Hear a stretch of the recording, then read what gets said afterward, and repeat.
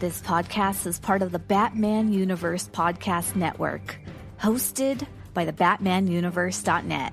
Check out everything related to Batman and the entire Bat family at the BatmanUniverse.net, including news and original content related to comics, movies, television, merchandise, video games, and more. Also, check out some of the other unique podcasts that TBU has to offer. Consider supporting this podcast by becoming a patron on Patreon. Even $1 can go a long way in supporting this content that you enjoy.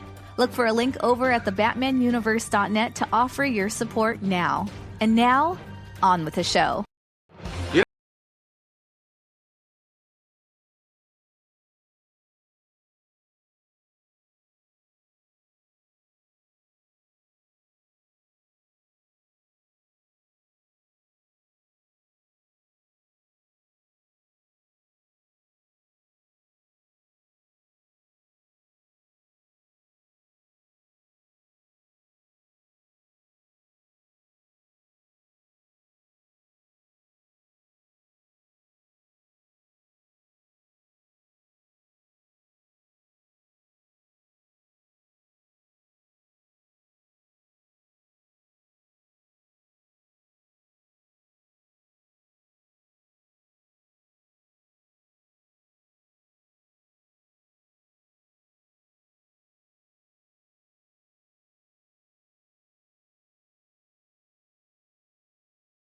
Now online.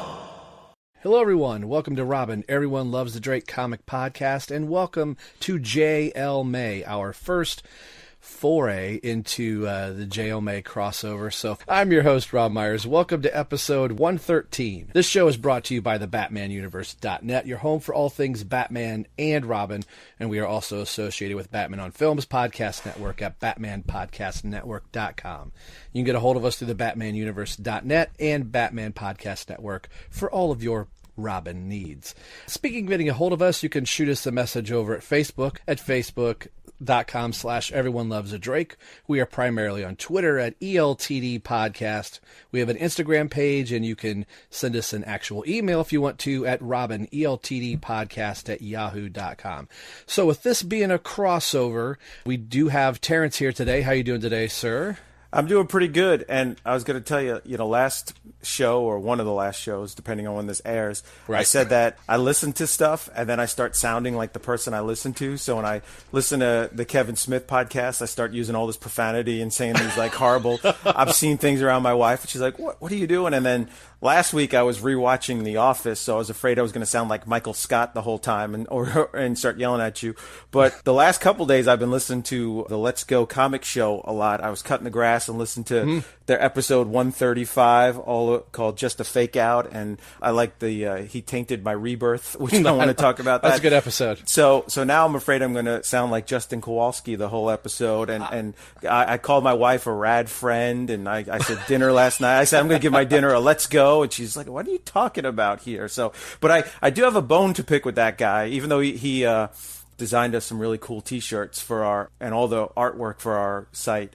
But I do have an issue with his last podcast. So hopefully one day I'll get to talk to him and bring it up to him. So, folks, I think we're playing a long game. Okay, let's see if you can figure out who I am on the show. I'm wearing my Flash socks. He's got rad Flash socks. I'm gonna be Matt Ritchie on this show. That's a cool dude.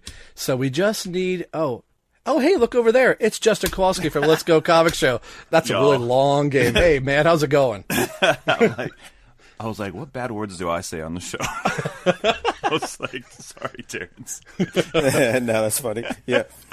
Those titles come out of just, it's random crazy stuff that we'll say during the show. We're like, oh, that's got to be the title. Oh. You just don't plan stuff like that. It just kind of...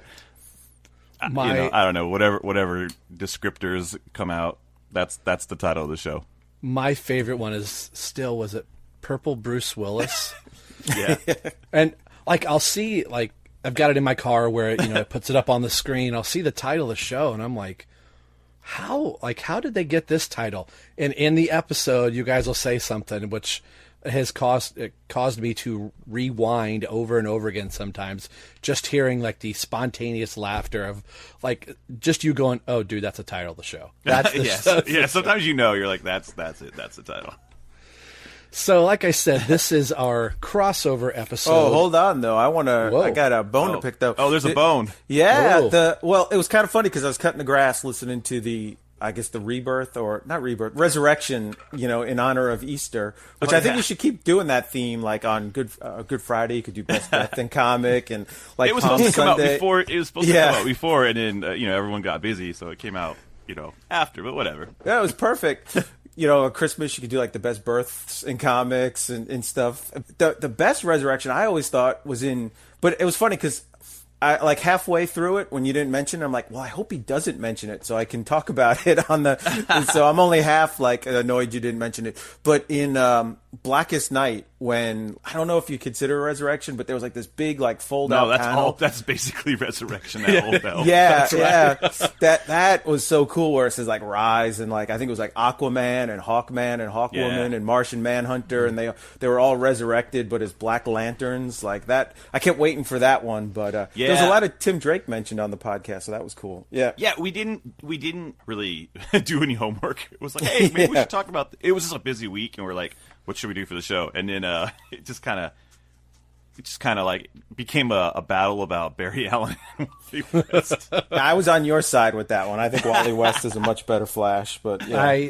I will co-sign that one. I'm Team Wally. Yeah, but it was fun. But you're 100% right. Like that would have been maybe next year we'll just do a whole thing on Blackest Night because I love that. I love that book. That was such a great story. So, well, thanks for having me on, guys. Seriously. Yeah, thanks for coming on. It's fun to hang out with y'all. It's like going back. Like there's not a single, there's not a moment missed. It's like, oh yeah, we're just getting on a show together again. It's good. That's right. And I figure with this being a crossover not only for our show but into the mix of other shows, I thought this was kind of a little bit of a dark spot for Terrence and I. So let's just go out, and even though you guys aren't properly mentioned in the trailer, now you will be. We wanted to reach out and pull in a show that we love to listen to. Let's go and just hang out with some rad friends, to steal a tagline from your show. But before we get into our main topic, if you've been listening to the other shows, or if this is your first time listening to the show, we are going to be covering the Countdown to Infinite Crisis storylines of going on. But there is a chief architect, if you will, of this that Terrence did want to do our opening topic with. And as a lot of podcasts have been talking about Dan Dido leaving, I feel like this is one of those things, like every once in a while, he's like a little gopher that'll pop his head up out of his comic book stack and he'll say something that tends to either upset or enrage us DC fans. Like, why are you saying that? So I'll let Terrence take this, our opening discussion, over with a little Dan Dido speak. Yeah, he was actually like really quiet after his firing, which I don't blame him. But then he popped up on the Joe Quesada, I guess it's called the Drink and Draw Social Club, which is a live stream on YouTube. And he made some comments that really annoyed the heck out of me. And I wanted to vent about it, but like we're trapped here at home. My kids and wife could care less and have no idea who Dan Dido is or anything. So this was my only outlet to vent. But his first comment, he didn't comment a lot about getting fired and what happened, and the people on the show didn't really like press him on it either. And he made a statement, we could go back to it. This is the one that didn't really annoy me, was that like basically with the New 52, they didn't work as hard and spend as enough time developing year 2 as they did year 1, which I'm thinking, well, what did you do in year 2 that, right. Did you all just take a break or something? But there was definitely a noticeable drop off in those books from issues like 1 through 12 to 13 to 24 or 25. But the thing that infuriated me, I'm trying to get the exact quote here. He said, he basically blames the fans. He does this a lot where he blames the fans for his crap. And then he says, if you're not changing and evolving, you're stagnant. And this is from Newsarama, the quote. And when you're stagnant, the books become what the fans identify as, does this book matter? I need to know which books to buy, and I only want to buy the books that matter, Dido said. Well, the only way they matter as if they're affecting change. Then you're chasing your own tail and you can't get out of it. You have to do these starts and stops every once in a while to keep it going. And it just annoyed me because that's not what the fans want. Fans don't want necessarily change. They want good books. They want good art and stories, and not just buy the books that matter. And then the thing is, like, it insults us because, like, we're, as fans, we're fine with change as long as it's like a progression of the character told well over time, like Superman becoming a father and having this like relationship with Jonathan Kent. Like, I didn't hear anybody complaining. Those books were awesome. All of a sudden, Jonathan Kent one day, like, he's gone. Oh, now he's like 17. Like, that's what annoys us, where it just comes from out of nowhere. Like Wally West all of a sudden becoming a murderer who would hide his crime by blaming Booster Gold and Harley Quinn and covering up the crime. Like, that just came from out of nowhere. That wasn't a progression of his character. This was like just out of nowhere change, you know? And so his idea of change is just like, oh, well, it's this one day. Now it's something completely different the next day. Oh, you fans are never happy. You never like change. Like, that was so not true. And I was just wondering what you guys had any thoughts on that. Woo-wee. Man. Go ahead, Justin. Yeah. I need time to think. Yeah. Dan Dido. He's an enigma. So I appreciate his excitement in, like, you know, the big kind of splashes he tries to make. I don't doubt that he loves comics. I just think he is so, because he comes from TV, you know, soap opera land, right? And so they're constantly changing and moving and doing, and like, I think he applies that with comics. And yeah, I think you're right, Terrence. People don't necessarily want all of that to happen. We want our characters to evolve. Like, for me, I don't know, you know, where you guys land on this, but like, I'm okay with characters like, you know, having families, like Superman Rebirth, and it was a nice wrinkle. It's funny, in New 52, they didn't want anyone married. It was like, no one's married. Right. No, you know, well, Aquaman and Mara, they're married. No, they're not, and they stop talking about it, you know. No, never happened. And so it's very interesting for him to say, like, well, these characters need to breathe and grow and move on, and like, but you're not allowing them to. Like, his idea is like, well, just kill them. And I think, like, that, you know, the original hit list for, like, Infinite Crisis, man, like Nightwing, he wanted to kill Nightwing, Dr. Fate, Shazam, Tempest. Like, there's just a lot. It's like, why? You know? Like, that's not the solve. The solve isn't to, like, get rid of these characters. The solve is to get good writers and, like you said, like, creators on these books. Because there's a guaranteed people chomping at the bit to, like, oh, man, I got a great Robin story I want to tell. And that's what the publisher's job is to find those people, you know? But we know he said in another interview I was listening to, you know what happens? Sometimes these writers and artists are locked into contracts and they're just pushing out crap. It's just like, well, we'll wait for their contract to write out, and you're like, oh, pulling the page back a little bit.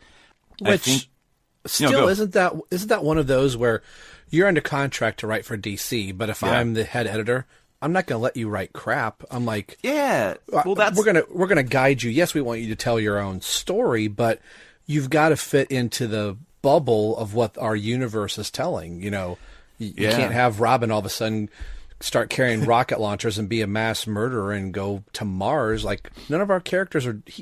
He's not doing that, but he can do this.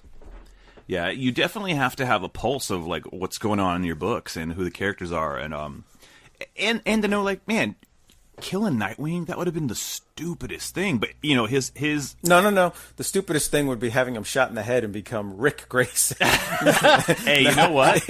No, just kidding. I'll put this down. I don't mind that storyline right now, because I know it's going to end up going back, and it's been interesting. It was really bad.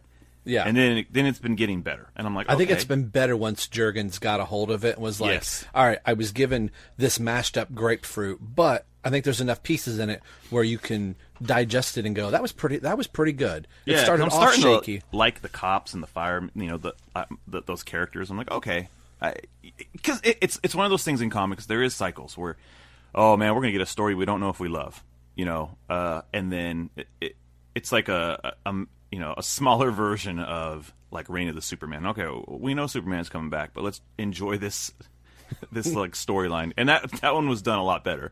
But, you know, we all want Superman back. But okay, let's write it out a little bit. But taking Grayson off the table in general, like killing Nightwing, well, that doesn't make any sense. And his whole positioning on that was, well, you know, we already have Robin, so we don't need Nightwing.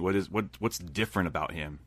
And like, you know, we're grateful that Jeff Johns and Eddie Berganza like twisted his arm and explained to him, no, this is who Nightwing is. And so, which is bizarre to me as a co-publisher. Like, if you don't know how important Nightwing is to the history of your company, he's like, you know, if there's a Trinity, he's the fourth wheel. You know what I'm saying? Like he's there right next to him. I mean, so, for I would say brief moment, for a little while, the Trinity was actually Superman, Batman, Robin, then Wonder Woman. You know, before she really started gaining. Oh yeah, like the world's finest type of stuff. Yeah, the world's finest type stuff. So yeah, that's just blindly walking into your store and go, why do we need lawnmowers? Like why can't you just use scissors? Like, if you don't know what's in your store, I don't think you have the right to go starting to say, well, why do we need X? Because clearly you don't. You're not getting the whole picture. I think the answer for my question with Dan, not to repeat what everybody else is saying, but I think it's one of those. I'm okay with change. Yeah, change sometimes sucks, but that could actually lead to some, steal another phrase from Let's Go, like another wrinkle. Like, so just because there's a wrinkle doesn't mean it's not bad. Yeah. Like a crease ends up in the soup, but kind of makes it look kind of cool, kind of a little BA. But to just go ahead and like, oh, we're just going to go. I felt like with Dan, he had a list of, all right, here's some of the people that I want to kill off. Let's write a story around that, rather than writing the story and, you know what, this may shock some fans, but we've been leading up to this, rather than we're just going to, I felt like there's an idea, and I always felt like it was, this is bass backwards, but characters first rather than the idea, rather than cultivating the idea and then seeing what characters fit into the puzzle, rather than we're going to force these characters into this cog where you start reading some of the stuff and go, this just doesn't make sense. Like, I don't see this character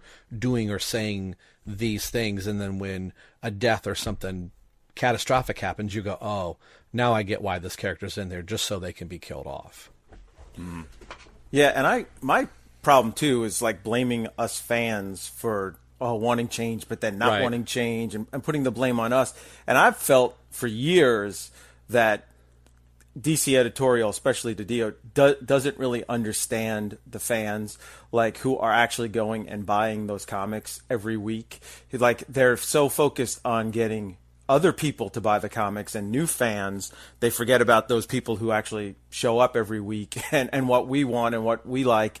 And, you know, I hear them like, well, I said this with Scott Snyder when he was making, you know, Batman v Superman and Justice League. Like, I think we both, Snyder and I both. Zack Snyder? Oh, Zack Snyder. Scott Snyder. Wait, I get the Snyders. Like, what? Yeah. Too many Snyders. Wrong Snyder. When Zack Snyder was making it, I said, I think we both love Batman, but we love him for different reasons. Like, what I love about Batman is not what he loves. And you hear Dido all the time talk about Watchmen and Dark Knight as like, oh, this is like the greatest things we've ever done, and this is what every book has to be and every hero has to be. And it's like, I don't think the guy who's buying his comics every week, that's what they love. They don't love Watchmen. They love more like Batman the Animated Series and that tone and that style and that kind of, you know, more like a Jeff Johns kind of DC universe than a Dark Knight universe. I mean, I don't even... growing up as a kid in the 90s and stuff, I don't even remember people talking about Watchmen or, you know, like that wasn't like a big thing where we all talked about Watchmen. It wasn't, I didn't even read it till the movie came out. And it was always like, oh, it's on Time Magazine's list of 100 greatest, novels. And I'm like, well, DC Comics is owned by Time Warner. They had to put at least one DC comic on the list. Like, so I don't know. I just feel like the people I talk to and who are, you know, going and buying every week, like a more of a Batman animated series than Watchmen. But I wanted to tie it in because in Infinite Crisis, as I've been learning about this here, part of it is like the heroes have become too dark. They've become just jerks, really. When you read like issue 1, when Batman, Wonder Woman, and Superman are all talking, they're not nice. And in the Robin and stuff, the O.M.A.C they can't tell the difference between who's a hero and who's a villain. Like they see, I know they're programmed and everything by Maxwell Lord, and they see Wonder Woman snap Maxwell Lord's neck, but it's sort of Jeff Johns kind of in a very meta way commenting on comics and the state of comics that, who's the hero, who's the villain, you can't even tell, and we need our heroes to be more like what they were, and including in Infinite Crisis, you've got, the Superman and Lois Lane from, hopefully I'll get these right, Earth 2, and Alexander Luthor from Earth 3, and Superboy Prime, who were like these great examples of like heroes, I guess from the 50s or so, when everything was goody two-shoes. And they're like, we have to break out and fix this, because why did we sacrifice to save this? This is not what we sacrificed. This is not what we should have. And so it's just like, I feel like everything's coming full circle here, but I'll shut up and let you guys talk. You go ahead, Justin. Yeah, no, I agree. I think we were coming to a time of like, well, what the heck is happening? Was it in that book where Batman gives Superman that line? He's like, the last time you inspired anybody was when you were dead. Is that in that book? Yeah, I think so. And I was struggling to try and remember where that line came from, because it's just him and Superman and Wonder Woman, and they're just kind of having it out.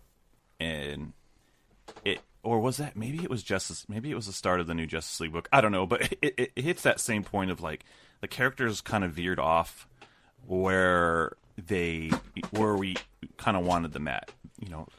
I always think that like the prime version of these characters are what you think about when you close your eyes. And that's like superpowers action figures, that's kind of I'm not saying like the goofy side of it, but like those classic, even better, those Jose Luis Garcia Lopez, praise be his name, turnarounds, right? Yeah. Like that's who these characters are. They've strayed from that.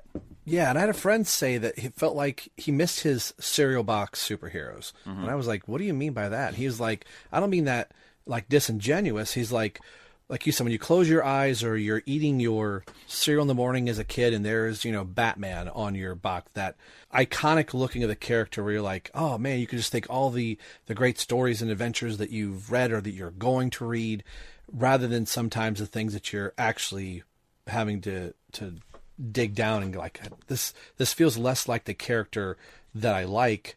Yeah.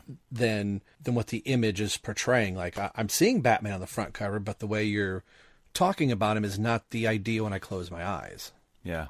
And here's the thing, I don't think that when you're thinking about these characters in that way that you want them to be, the superpowers cartoon version. No. And I think that feeling that we think is what gives us comfort, and it gives us like, man, I really like when these characters are this way. I think Superman Rebirth is a great example of taking Superman back to his core of who he is, who we love about him, but actually like giving him a little more life. Oh, he is married. He does have this son, and these are great stories, and it doesn't detract. There's actually growth in the character, but he's still the core of who he is. Like I loved that.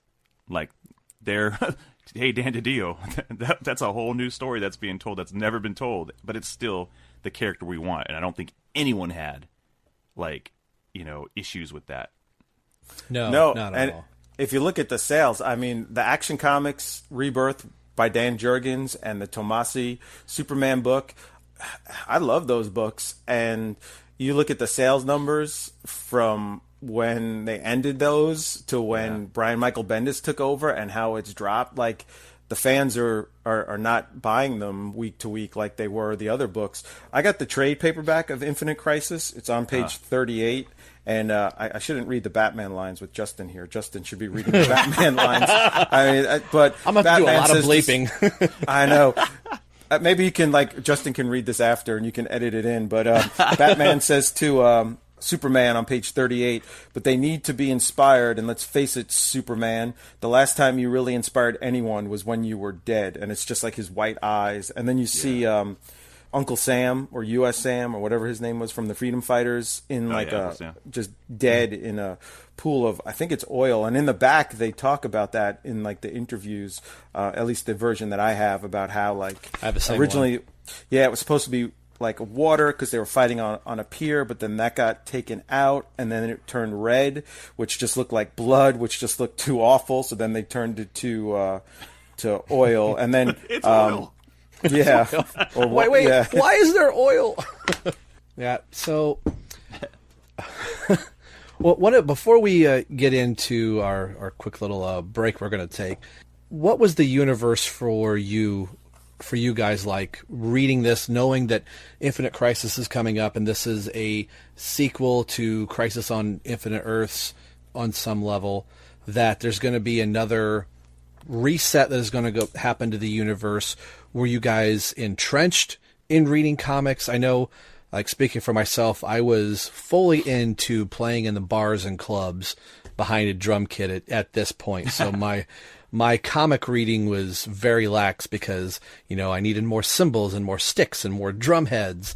So I would kind of dip in and out. I knew that this event was coming, but I was more trying to learn the latest Van Halen or Kiss song or the occasional Ramones tune or something like that than digging in here. But I was aware that DC was on some rocky grounds, which goes to what Dan keeps saying, like, oh, if you get stagnant, you've got to shake things up. So I think sometimes when an event happens, a lot of us, they're like, oh, we've got another reset coming. I was just getting ready to I was just liking this character, and now we're going to reset. I may not even get him back after the reset. So what were you guys doing as the countdown to Infinite Crisis was just getting ready to launch? Were you reading much, or were you just kind of more peripherally? Let's start with Terrence on this. And I know his answer because we talked about it off mic.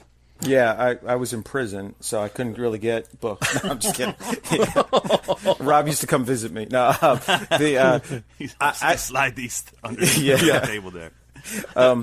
2006, I was trying to buy a house, really, and starting like a career and stuff. So I was not reading books at all. A few years later, I got back into it, and I had no money, so I was taking the trades out of the library. I discovered that my public library actually had like the trade paperbacks, which blew my mind. I wish that would have been that way when I was a kid. And the one that really got me that I loved is they had all 4 editions of 52. Not New 52 or anything, that the weekly 52 that came out of Infinite Crisis and the 1 year later. And man, I love that series. I couldn't get enough of it. So after reading that, I was trying to like piece together, okay, what happened? Where did this come from? What's Infinite Crisis? What's 1 year later? Why does Tim Drake have like a different costume and all this stuff? So that's kind of where I was with it. And on a side note, I was so into the New 52, or not New 52, I'm sorry, 52. I read those trade paperbacks like 3 or 4 times each. And I was on a field trip with my class, and we were like supposed to listen to like some guest speaker, and I was in the back reading the 52, and all the kids like looked and saw me reading comic books, and they're like, man, you're supposed to be paying attention. I'm like, what? Oh, sorry. So that's where I was. Yeah. Well, Justin. Yeah, I was still in the weekly, comic game, but not so much. I had my go-tos. I was getting Batman. I was still hanging on the Justice League. And I think I was still doing JSA as well, and Daredevil. Those are the only books I was really picking up. I was also a Borders guy. I'd go to Borders and I'm gonna buy trades, and so I do. I remember getting hooked on those 52 trades when those came out. So as far as Infinite Crisis though, is I remember getting the countdown issue because I was like, what's going on? Trying to figure out who the heck was on the cover. It was a big deal because looking at it now, you're like, okay, because we, spoilers, this came out in 06. It's Blue Beetle. But then we're like, who the heck is on the cover? You have this Jim Lee drawing painted by, Alex Ross, so that was cool. I'm buying this book just because of that. But I just remember what the heck is going on and getting excited about it because it was a crisis and crisis meant something. And so it brought me back. I was like, okay, so I'm going to buy these issues, but I've read all the other stuff through trade. I was like, okay, I have to read the Rand Thanagar War. I have to read, Days of Judgment, all these tie-ins that they had because, I felt like that's going to be important to this story. It's all right. But Kinda, sorta. Yeah, Infinite Crisis, I really, really enjoyed it. As far as the Crisis books are, there's Crisis on Infinite Earths, there's Identity Crisis, there's 0 Hour. Don't forget 0 Hour. That's a crisis in time. There's Infinite Crisis and Final Crisis. I think Infinite Crisis is actually my favorite of the Crisis stories. You know, as we talked about, like, Dan Dido's initial approach to doing these stories, it ended up working out really well, I thought.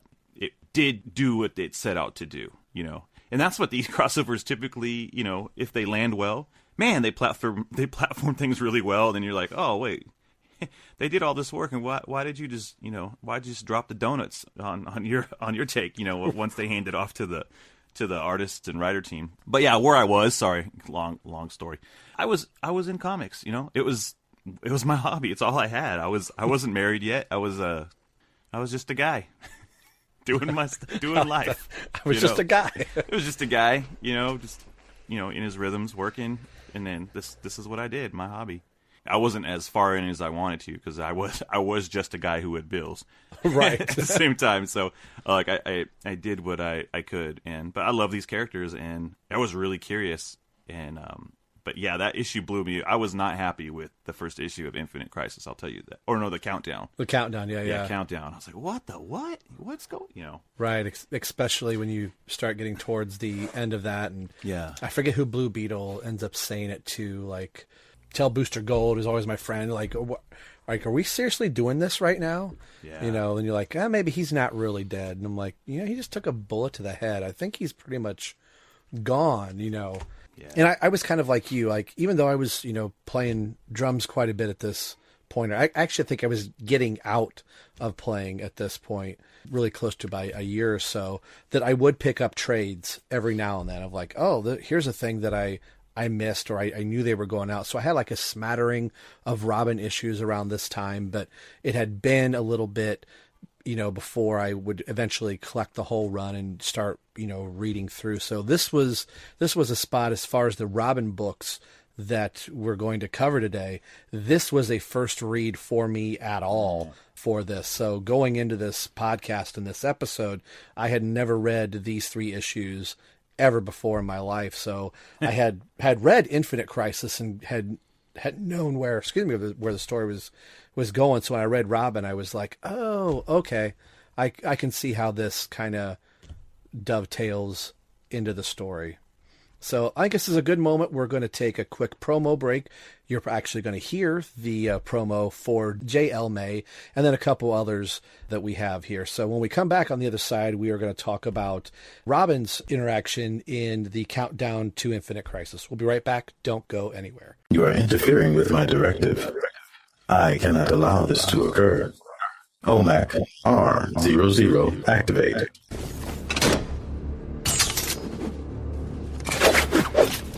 I hope he's home.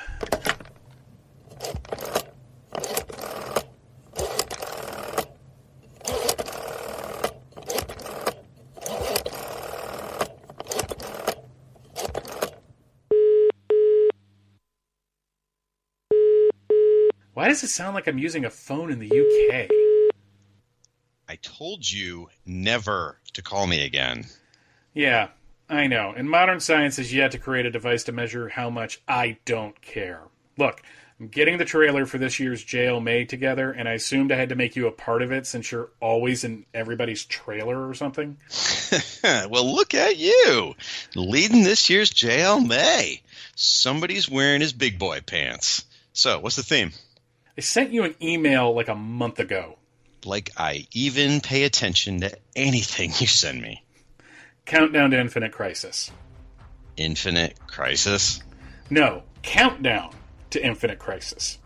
I'm not following. Shocking. The theme this year, I'm going to, like I'm talking to a child. The theme this year is Countdown to Infinite Crisis. I thought it was a fascinating time period in DC's history, so a bunch of us are getting together to talk about the various specials and miniseries and crossovers that led up to Infinite Crisis. It's the event before the event. The whole thing is going to kick off on April 30th, 2020 with a special episode of Views from the Long Box covering the Countdown to Infinite Crisis 80-page giant, and from there a whole bunch of shows that I will be adding in post-production will discuss these previously mentioned miniseries and crossover issues. And people actually agreed to this? Shockingly, yes! Well, it's probably a good thing that you're going to cover Countdown to Infinite Crisis instead of the Countdown series, because that was a train wreck. Yeah, actually, that was my thinking, too. Now, are you going to help me with this trailer or not? Fine. I will help you with your little trailer. Good. Don't worry, by the way. There won't be any dates for you to get wrong. I hate you so much. JLMay 2020. Countdown to Infinite Crisis. The event before the event. This crossover kicks off on April 30th, 2020 on Views from the Long Box and continues into Aquaman and Firestorm, the Fire and Water podcast, Robin, Everyone Loves the Drake, Pop Culture Affidavit, It All Comes Back to Superman, the Fanholes podcast, Justice's First Dawn, the Birds of Prey podcast, Married with Comics, the Coffee and Comics podcast, the Longbox Crusade, Task Force X, Relatively Geeky Presents, Wonder Woman, Warrior for Peace, and the Dr. DC podcast. In April of 1940, at DC Comics, with Bob Kane, Bill Finger, and Jerry Robinson, would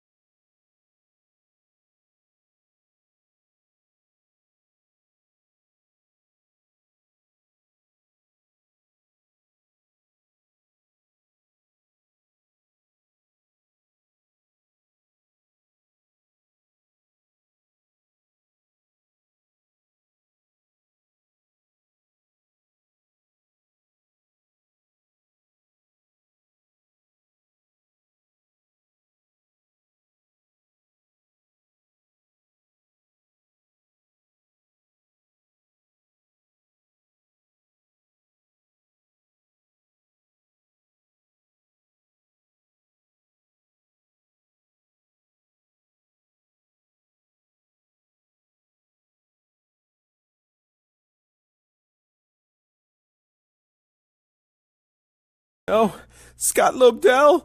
No.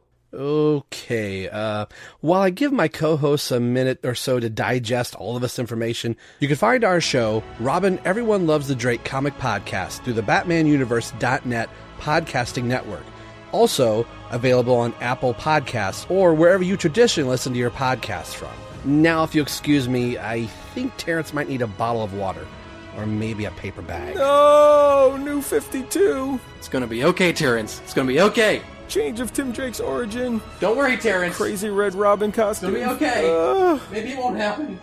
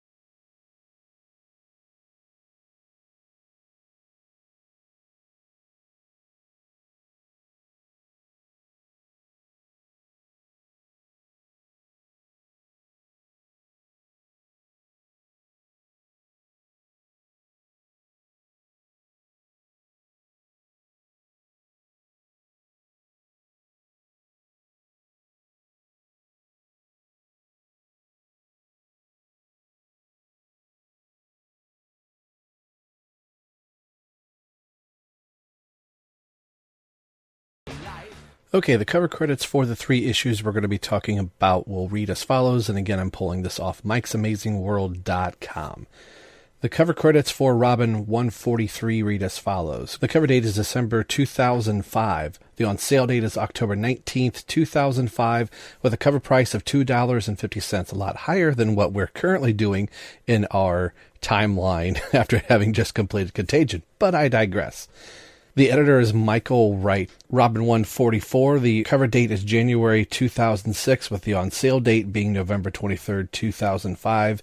The cover credits for Robin 145, the cover date is February 2006. The on-sale date is December 21st, 2005.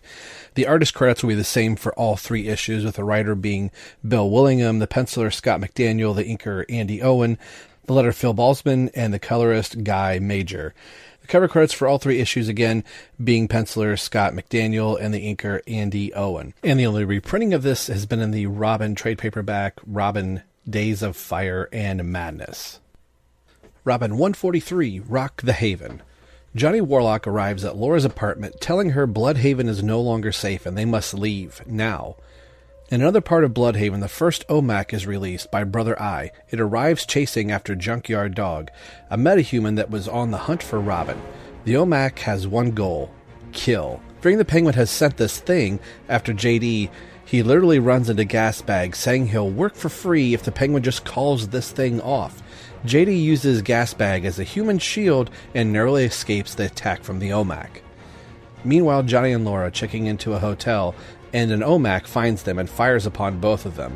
Both recover, firing back at the O.M.A.C. Now in her Warlock Daughters mode, she and Johnny are now surrounded by 15 to 20 O.M.A.Cs and are seriously outnumbered when suddenly from the skies, Robin and the Veteran and Haven team come into view helping out.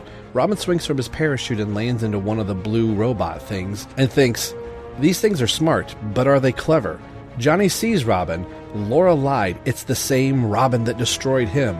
Laura thinks this is a new Boy Wonder, but Johnny knows this is the one. He grabs her by the throat and says she will die for this. More O.M.A.Cs arrive. Johnny loses his grip on Laura and lets her drop as he powers up to drain the O.M.A.Cs and destroy them.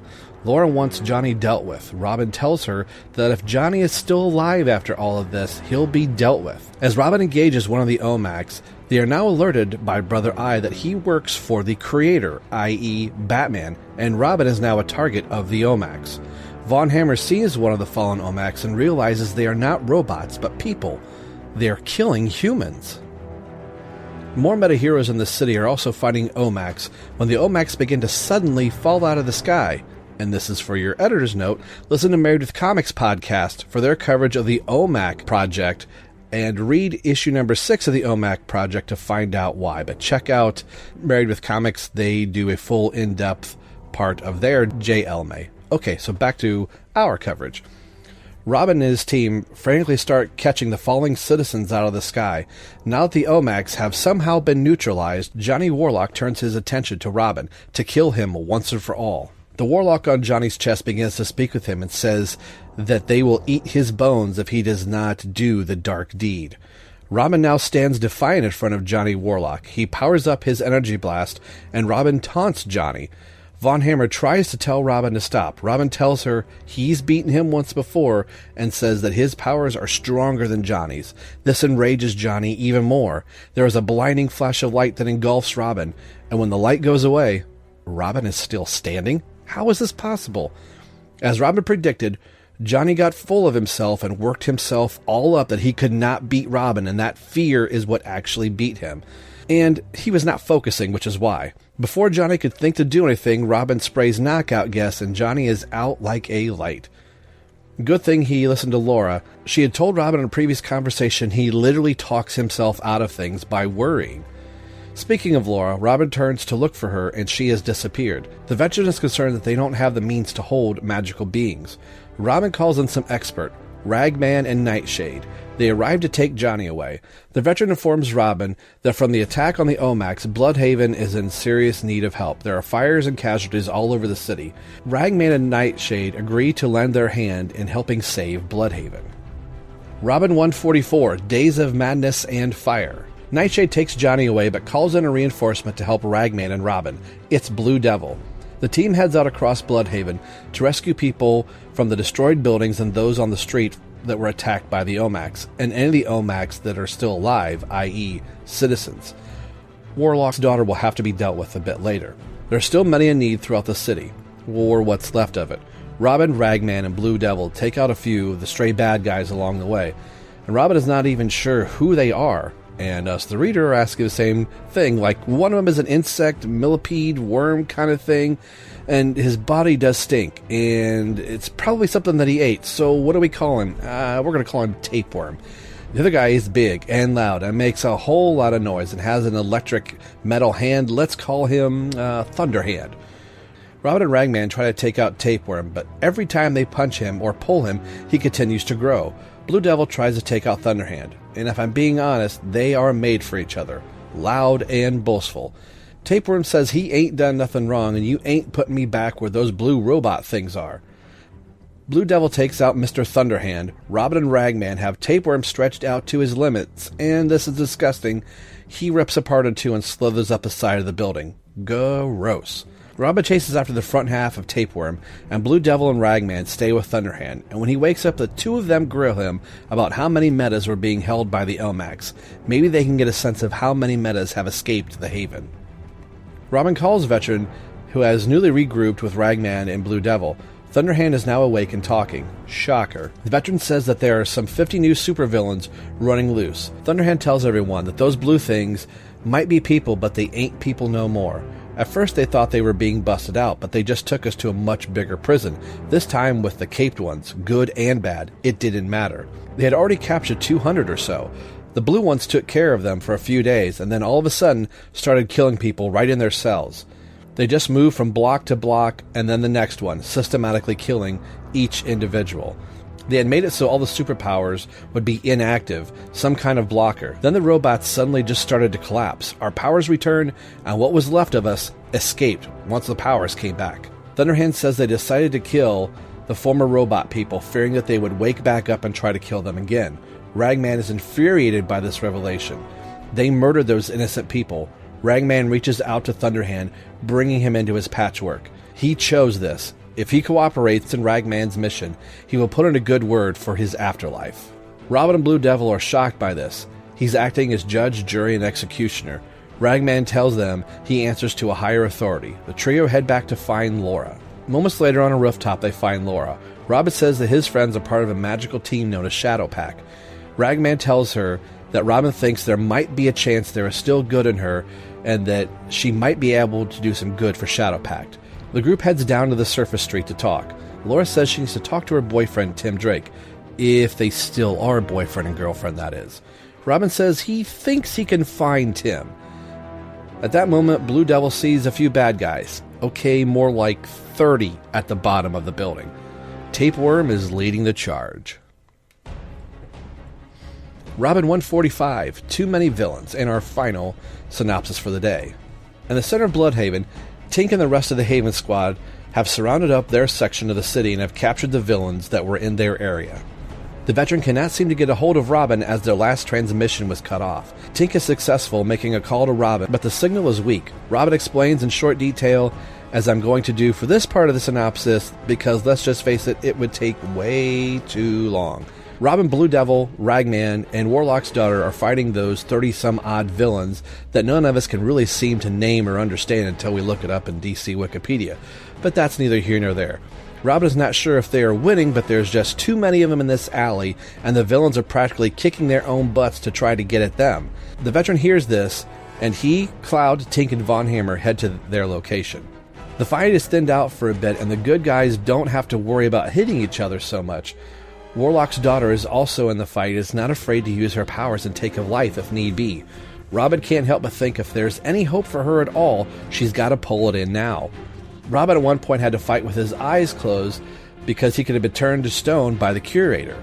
A good thing Batman and Nightwing have both trained him to fight with a blindfold on in his early days. The Veteran and the Haven team are still battling more villains on their way to Robin's location with every step, it seems.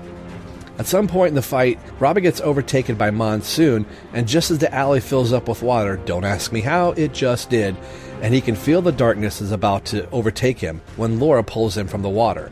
Laura saved Robin from a rising flood, again in an alley. Don't ask me specifics of how. The duo race back to the others and see that Ragman and Blue Devil have captured most of the villains that survived the flood in an alley again, and that were not washed away from it by monsoon. The Veteran and the Haven squad arrive just to see the skirmish is already over. Robin, Ragman, and Blue Devil are cuffing the last few villains, when Tink says, "We're here to rescue you." But the battle's over, Tink. High above the streets of Bloodhaven, a red and yellow streak flying very fast is searching for Robin. Where could he be? It's Cassie Sandsmark, a.k.a. Wonder Girl. She stops in midair once she sees Robin. She quickly lands on the ground and grabs Robin by the shoulders. Robin is surprised to see her. She tells Robin that it's an emergency. The Titans need him. Now. Up next, Infinite Crisis. But not technically for the show, but we'll get into the discussion of these 3 issues. Rerouting security. You look lonely. I will fix that for you. All right, we're back, folks. This is our contribution to the JLMay crossover event. We're going to be looking at Robin 143, Robin 144, and Robin 145, which takes place during the O.M.A.C Project event that is preceding into Infinite Crisis. I had to do a little bit of extra homework for this. I actually went back clear to issue 139 to get a good handle on what was going on in Tim's universe. So if you've been following us up to this point, we just recently finished Contagion. So this is quite a long jump. I always like to refer to this as jumping the Redbird. We clearly jumped the Redbird over our mark and landed Infinite Crisis. Where's Shotgun at? Yeah, we need Shotgun. That's who's missing from this story. Yeah. So to give you a little perspective of where we're at now, I don't think Justin and Terence read this far, but this is after Tim has basically like been on his own and needs an adult to basically live with. So he hires somebody to play Uncle Eddie, and that is his quote unquote guardian. So in 139, Batman has basically come to Tim and has like, I know about Uncle Eddie. And Tim's like, great, I've been lying to Bruce this whole entire time. I've been lying to my friends. I've been lying to the school, and is ready for like, this is kind of a serious moment that Tim is in some deep water. And Bruce is kind of like, that was actually really ingenious. I'm not going to say anything. This is allowing you to pursue what is going on. Just keep me in the loop so I can kind of vouch for you and things like that. So they're starting to get into discussions of the Veteran, where I've never really read anything with the Veteran in it before. And the Veteran is a character that is there on every major U.S. battle. When the first shot is fired and then the last shot is fired, the Veteran disappears. So he's been around since the Colonial Wars all the way up to, like Desert Storm is that type of character. And Batman's real dismissive about it and saying, this is more folklore and it's tall tale. And Tim thinks he's got some intel on it. He gets in contact with a girl that he is believed to have been killed at a school shooting, essentially, and she has come back as this other creature, and Tim's trying to piece that together. The Veteran wants to recruit Tim into his army, and Bruce is asking Tim, is this just another ploy or another tactic for you trying to leave again? And Tim says, no, I've made a code and a vow to spend the rest of my life fighting crime. I'm just wanting to see what other options are available. And Bruce and Tim leave it off as, when you make your decision, let me know. But Bruce is almost like, quit trying to pull the rug out that you're gonna leave again. If you're gonna do it, and then, Bruce is gonna do whatever's going on. So those are the events that are taking place as it's going on. Tim goes over and fights with the Veteran and the Haven, as they're called, over in like Saudi Arabia or something like that. And on their way back into Bloodhaven, where Tim is operating out of, this is when the huge event takes place with all of the O.M.A.Cs descending throughout all of the DC universe. Yeah. And I remember what the actual number is. I'm frantically trying to scroll through my... It's like 2 million, I think, or something like that. 2 million O.M.A.Cs have been dispersed across the world. And Johnny Warlock and Laura, which are some crazy names, which I think we're going to get into it, are the first two to encounter the O.M.A.Cs coming in, and they are quasi-saved by Robin and the Veteran and his team coming in. Now, leading up to this, Johnny Warlock was beaten, air quotes, by Tim Drake by Robin and wants vengeance on this. And Tim goes through this big ruse by pulling in Superboy to say, oh no, there have been many Robins throughout Batman's time and we're not really sure. So there's like a whole other subplot going on that I really didn't read up to this point of like what was even going on, how Darla, or now she's calling herself Laura, had died and how she came back. So we're going to leave that off to the side and just more focus on the events at hand. So before we get to that one, I wanted to ask you one little reaction to it.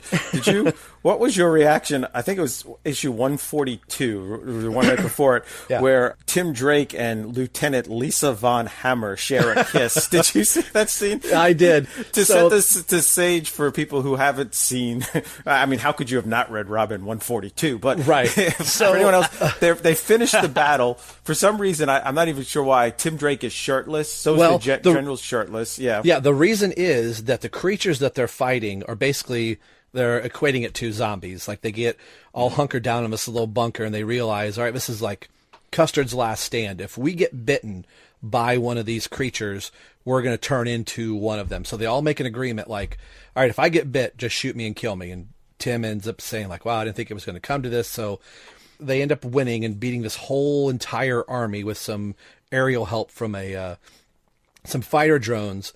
So the Veteran is basically lives forever. He's like, even if I got bit, I'm going to be fine, but you need to check everyone. So basically you've got to strip down and check each other to make sure you don't have a bite. If you have a scratch, that can be dealt with, but if you have a bite mark, you're done. So that's why all of them are shirtless and almost partly naked and looking at one another to see if there's any bites. And then Tim was trying to mac on Von Hammer in the early part of the story, and she was like, nope, this is the mission. So she eventually like plants one on Tim, and they were like, ooh, Tim got a kiss. Like, I can't believe, or Robin rather, because they don't know who he is. But they're like, I'm surprised that Von Hammer kissed a boy. And one of them was like, I'm surprised she kissed anybody, Well, they were like, a teenage boy. Yeah, teenage boy. Like, whoa. Well, then her line was like, that's just a preview of what to come when you turn 18. If you make right. it. Yeah, I was like, whoa. So that's what kind of Tim has been doing. So my podcasting head has been spun around. We're dealing with Contagion and getting ready to get to the big story of No Man's Land. But I'm like, does Tim... Spoilers, Robin makes it out of Contagion. Yeah, spoilers, Tim's alive. Yeah. And survives No Man's Land and an earthquake and any other event coming on. And if my timeline is right, Tim has lost his dad's been killed by Captain Boomerang, which is why he's going with the fake uncle, because he had to be awarded to somebody from the state. So he created this personality of or hired somebody to be his uncle so he wouldn't be awarded the state or whatever. Yeah, and Identity Crisis was one of those turns, I think, where the DC universe turned even darker. Like everything became darker, and I hate that series. But anyway, that's another podcast. Yeah. So if we get into 143, and it's funny, if you're going back to Rebirth when we were talking about A Lonely Place of Living, and then that storyline goes into Tim getting turned into an O.M.A.C. I had forgotten that this, the O.M.A.Cs start from Infinite Crisis and all this stuff. So 143 has got this really cool cover. And maybe spoilers, the covers might be the coolest thing about these issues. I don't know. But 143 has, a whole armada of O.M.A.Cs chasing Robin and Warlock's daughter, which there's so many bad names for some of these villains in here, but it's got the O.M.A.C Project tie-in. So before we start talking about this, what do you guys think of the front cover here for 143? Let's start with Terrence. Yeah, it's actually pretty good. I mean, the art, it's McDaniel's art, so I could see where some people would not like it, and it does kind of scream that, early 2000s kind of art style, but I like the art overall in these issues. And the O.M.A.Cs, I always think of that 2-page spread in Infinite Crisis where Nightwing kind of looks up and the sky is red in Bloodhaven, and there's just a bajillion O.M.A.Cs in the sky, and that was kind of like my first introduction to it. And then I also love the Batman Brave and the Bold, so I love the O.M.A.C episode. You might have to put in some sound clips so that I've got a truck ton of sound clips when you guys listen to this. I am everywhere. We were supposed to take him alive. What can I say, bub? Peace hurts. I doubt Buddy would agree. Who's Buddy? and they put like a little bit of like a Wolverine spin on it, like where he's calling Batman Bub and stuff. So it was kind of cool. So so you may be right. The cover may be the best thing about the book, but it is. I like the cover. I think it's pretty cool. We don't have the Let's Go comic show rating system, but we do have a rating system for covers, which is either poster worthy or not. So this is not poster worthy, but it is still pretty good. Yeah, Justin. the covers. I think the cover's fine.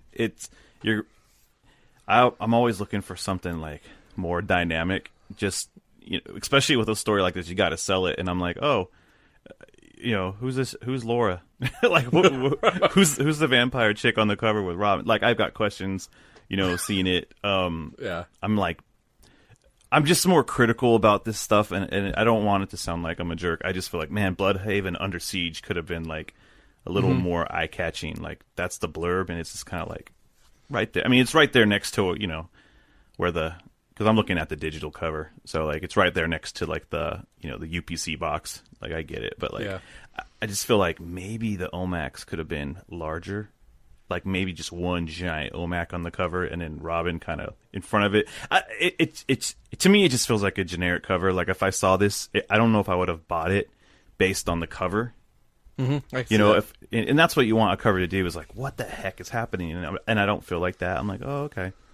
So it just feels tie-in, and it literally says tie-in on the cover. I mean, the O.M.A.Cs. So again, this is the Robin show that is saying Tim Drake. Everybody loves the Drake. This epitomizes the word tie-in. Like, there is a through story going on here, but it's thin. But we'll get into that. You have something else, Terrence? No, I did not. I think Justin, he's the design person in this, podcasting universe, so he would know better than anybody, and I agree with him 100%. And it's always preference too. Like it's just Yeah. Well, I was like, man, you asked me the question. Now I was like, I can't not, because I actually just have so many issues with the art in these books.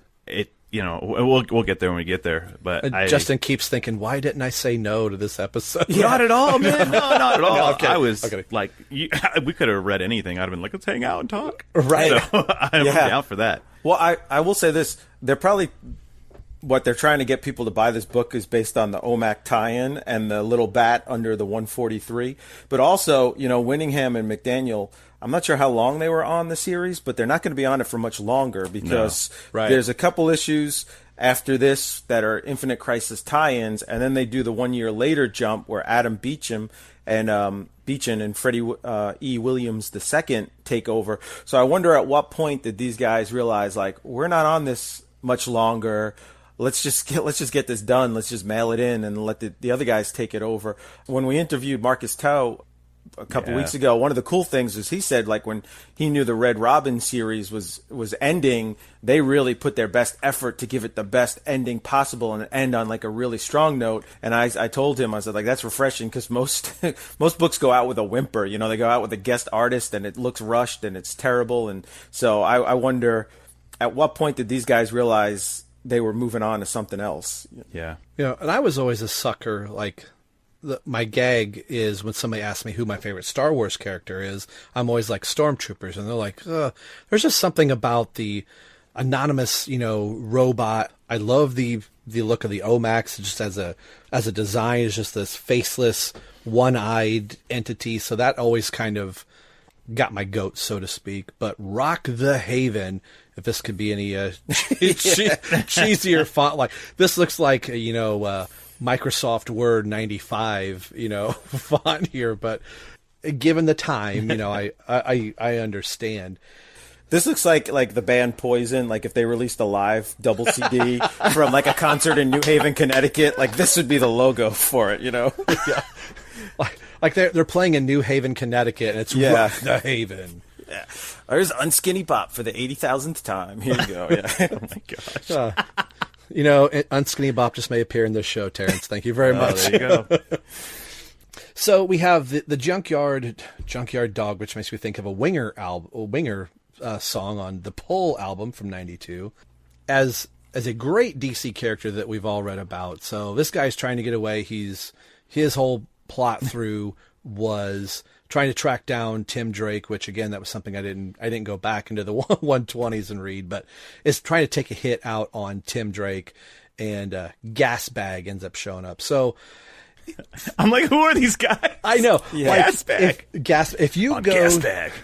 If you go to DC Fandom and check out everybody that's in here, like there's Gas Bag, Johnny Warlock, Junkyard Dog, O.M.A.C Units, Rising Sun, Archer, Nightshade, Ragman. Like there's just a whole bunch of people. Like I was reading all of the names of all these characters going, what in the world is going on? Well, I was aware of Ragman and Nightshade. Yes. Like they're like, stalwart. They're like D grade characters. Sorry if someone's a huge fan of Ragman, but like you've seen them. But all these other ones, I was like, who the? It's Gas Bag. And it's Gas Bag. Like that almost feels like. One moment, I almost feel like that's a Chuck Dixon thing to do, and I'm quickly reminded, like, that would be funny in a Chuck Dixon universe. Like, oh, Gas Bag, that's funny. But this isn't a Chuck Dixon written book, so I'm like, wow, the guy's name is Gas Bag, and there's no gag there other than him being used as a human shield to ward off the O.M.A.Cs. Hey, and I was going to wait till you finished your little intro blur, but I'm going to just jump in right now because it kind of fits. Like, I kind of like this, even though it's bad. I liked it because, and I've told this story on the podcast many times, but there may be some new listeners for the JLMay tie-in. When I was in high school, comic books, back in the old days, in the early 90s, comics were pretty much 75 cents a comic. Some, like the prestige formats, were like $1.25. And I used to get $3 for lunch, and I would buy I would walk into town, like I'd cut school, walk into town, buy the pizza place would do a deal for students. You could get a slice of pizza and a Coke for $1. So my dad would give me $3 for lunch. I'd spend $1 on pizza. And then the other $2, I would go to the comic book store, which was right in town, and pick up some comics and then bring them back to school and like read them when I was supposed to be doing other work. And so 75 cents, I was always buying like new comics and just giving things a try and just picking up a book, randomly, Captain America 330 or something. And then as you're reading a book for the first time, you're kind of jumping into the middle of it and you're always trying to figure out like, well, who are these characters and which ones are like just a guest in this issue and which ones are always in the issue. And sometimes you get it wrong because there's a character who's in the book and you think like, oh, this must be really important. And then you never hear him again. It was just the one issue he was in. And then other characters who are really important, they're not in that issue and stuff. Like I remember I picked up X-Men for the first time and Storm was a little girl for some reason or something. And I never, like that never really, like I was always like, isn't she a little girl? And that's what this reminded me of, like picking up a book in some high number. Now today, everything, like if a book makes it to 25 issues, like that's amazing. But back in the 90s, there was all these books that were in the hundreds of issues all the time. And you pick it up in the middle and you're trying to figure out, well, who are these guys and what are they doing? And which ones are just, for this one issue and who's going to get killed and who's, now a part of the story. So that's why when I was reading this now here, I was trying to figure out, is this a guy who Robin's been teaming up with? Have they been around for a while? So even though it wasn't really good, it did bring back some of that nostalgia for me of picking up a book 100 issues in and trying to figure out what's going on, which is almost kind of impossible these days to do, so. And I want to talk about the McDaniel's art in this. I've always been hot and cold on his art. Like I said, we're not going to try and tear anybody too terribly down here. But I feel like in some panels, his art is just pretty consistent. And then in other panels, I'm looking at this digitally right now. I do have the single issues. But even just digitally, some of them just looks weird. Like when Robin and the veteran in the New Haven, as I'm going to call them, are parachuting in to... ward off, look pretty good, but as the panels start going, especially the parachuting panel, like Robin's face looks all squinched up, and Tink, like I'm always constantly going, well, who is that guy? Like, oh, that's the robot guy. And then the next panel, he looks more more robot. The veteran kind of changes shapes a little bit. So do you guys are you an appreciator for McDaniel's art, or like where do you fall with his art, even just in the context of these issues, or just his art as a whole? Yeah, I feel like this was kind of the end of his his DC run. I don't know if I'm off or off on that. I really enjoyed his Nightwing stuff. When him and Dixon were on Nightwing, I was like, I'm a McDaniel fan, because his art was very kinetic. It felt like it was moving. But these issues, man, and I think this is what was really hard for me as I'm reading it. Like, story is really huge for me, right? Good art can save a mediocre story. You know, bad art makes a mediocre story hard to get through. And I think that's what was going on here. I think it felt very rushed. Like, it was probably the opposite of the scenario you were setting up earlier. Like, maybe they were like, dude, we just got to finish this thing up. It almost feels like this wasn't the story and they had to add it. That's what I started getting out of it towards having read like 7 issues. I'm like, I don't feel like this is where this was going to go. So it just feels very rushed. Like, there are some parts where I'm like the parachuting scene's a great example of like, wait, what is going on with the faces there? Like, it just sometimes it looks like Robin's like just this like square box looking guy, you know. Sometimes the arms are a little weird. Like it looks like there's a second elbow in his forearm, like the way his arm's moving. Yeah. I don't know. There's definitely his style, and again, I like it, but it feels very rushed in these books, and yeah, I don't know. Yeah, disappointed is where I would land for just across all 3 issues. Gotcha. Yeah, sorry to interrupt you there at the end. No. So just to answer your question, just checking on Wikipedia, which is never wrong. After his last issue on Robin was 147, but then after that he did 15 issues on Green Arrow. Green Arrow 60 to 75, which was from 2006 to 2007, and then looks like that was the end of his DC run, and then he's done a little bit here and there, like Static Shock, New 52, I think he did 1 through 8. I'm guessing Green Arrow 60 through 75 was like the 1 year later storyline, so he could have maybe been at that point focusing like, oh, how are we what redesigns are we going to do? Because if you look like that parachuting scene, not only is the art kind of sloppy and not up to his like Nightwing run, which lasted like 100-something issues, the backgrounds are pretty dull. Like the sky is completely empty in most of it. There's just some like really nondescript, just like square buildings that look like even a weak artist could do in about, you know, a couple of minutes with a ruler. You know, like it's really not interesting at all, stuff that's going on outside the main characters. And then when the main characters themselves are not drawn that great, it just makes for really kind of lackluster art. Well, you get into the section where Johnny Warlock and Warlock's daughter, they're always so close in frame, like it's hard to tell, like, are they still in the air? And this whole sequence of him choking her is Johnny got scared off by a Robin. That's how he lost his hand. And Tim goes through this whole ploy with Laura of saying, no, there's another Robin. And she fires a blast at Robin while Tim Drake is in the vicinity of it. So Tim sets up this whole ruse of like, oh, it was really Superboy that was Robin. So now that Robin is parachuting in, he's like, you lied to me. This is the Robin that, you know, caused me to be like this. And his shtick is, if you hadn't read far enough, he can, I'm sure we all have that friend that will just talk themselves out of anything, that the more they talk about it, the more they worry about it. Like, oh, I'm never going to be good. I'm never going to make this basket. The game's riding on me. Why has it got to be me? And then they drop the ball or they something like that. So that's his deal. The more he's worried about something, the worse he's actually going to perform. And because he got scared off by Robin the first time, that's going to figure into the story later on. So Laura's in this whole mode of, Robin, you got to save me. Robin, got to save me. And he says at one point, if, you know, Warlock is still alive by the end of this, you know, they'll figure something out to do with him. So I wish this sequence of, I mean, it lasts for a little while in this, but I don't think it's really explained well.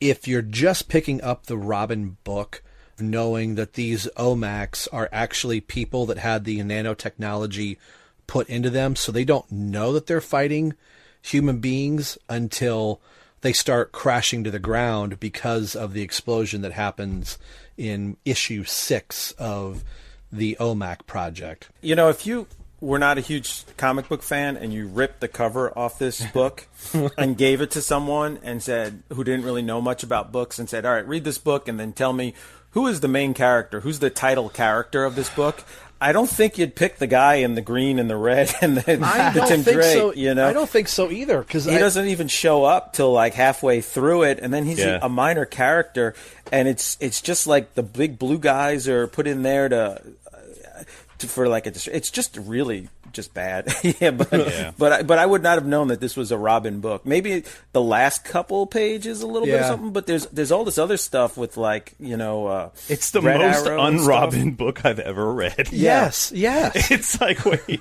he's hanging out with this like military team, like you know, it's so unfamiliar to somebody who was going to pick up a crossover. It's actually it's like a fail on crossover event. Yeah, you know, because at least give somebody a somewhat like, okay, I kind of have an idea who Robin is. He's a sidekick of Batman. He's probably on some adventure. This is like, wait, why is he part of this weird like losers? Almost, you know, like the military. Why is he in basically a version of the losers running around? Well, and you've got like knockoffs of Katana and a Spider Woman that show up at some point. I'm like, who the heck are these two chicks?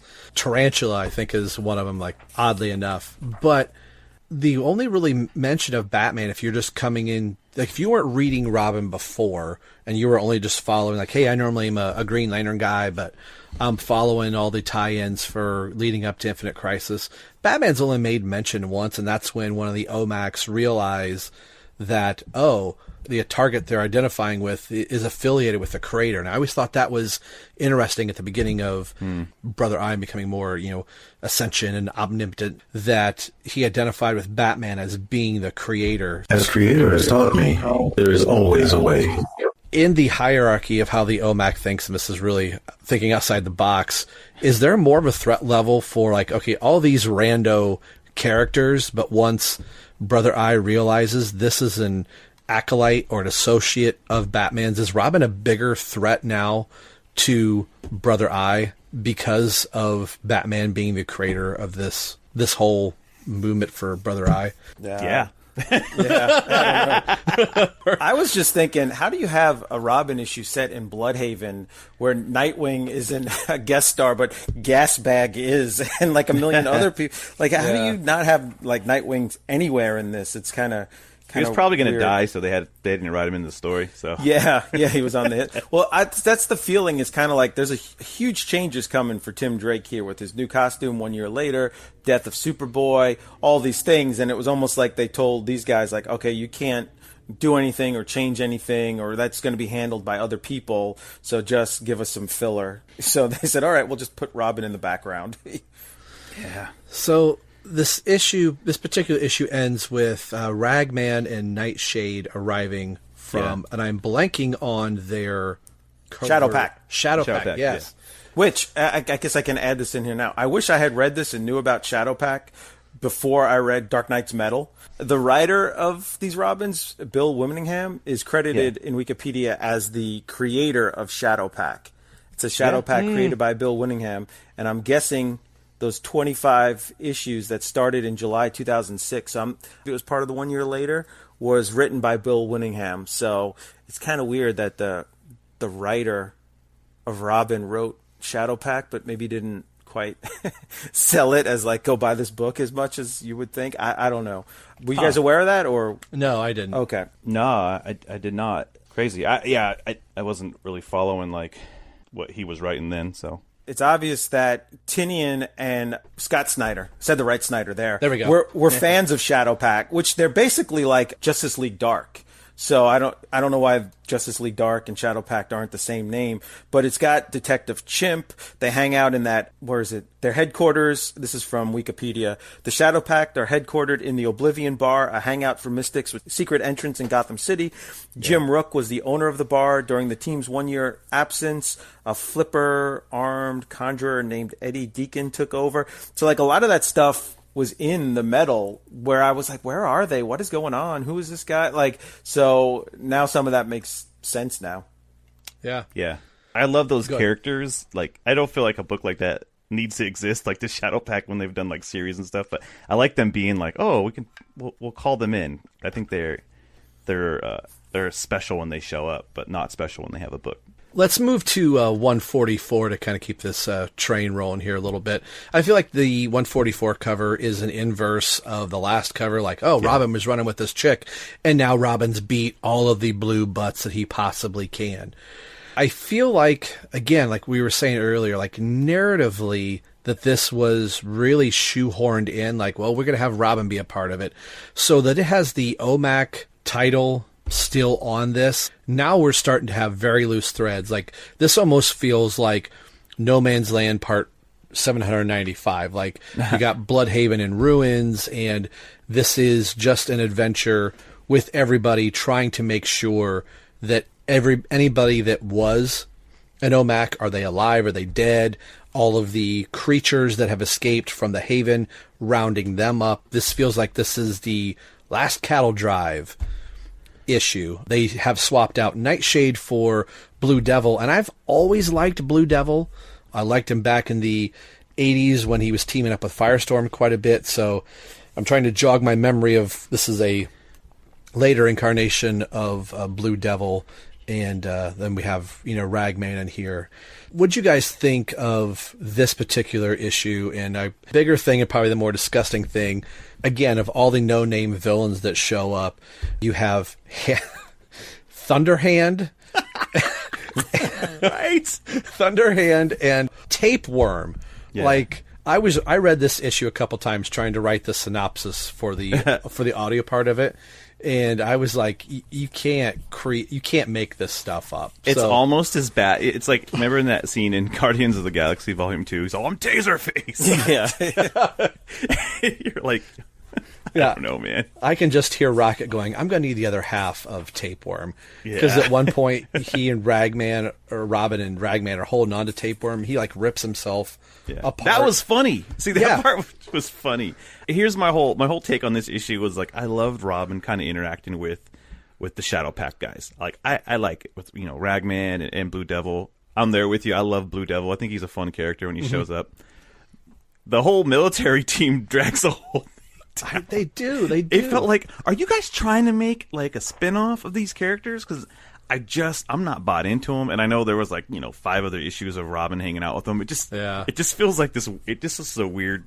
It just felt weird and forced, and who knows what was going on. But overall, this was probably my favorite of the 3 issues because it had a little bit of zaniness of like trying to take these guys down, and when the Tapeworm guy smacks, stretches and pops. It's funny. Yeah. And I like that Ragman's like, he smells like really bad smells. So there was a little bit of levity. Yeah. You know who the veteran reminded me of in Justice League International when Guy Gardner meets his hero, General Glory? Oh, General Glory. Yeah, like I just kept thinking it was like the General Glory.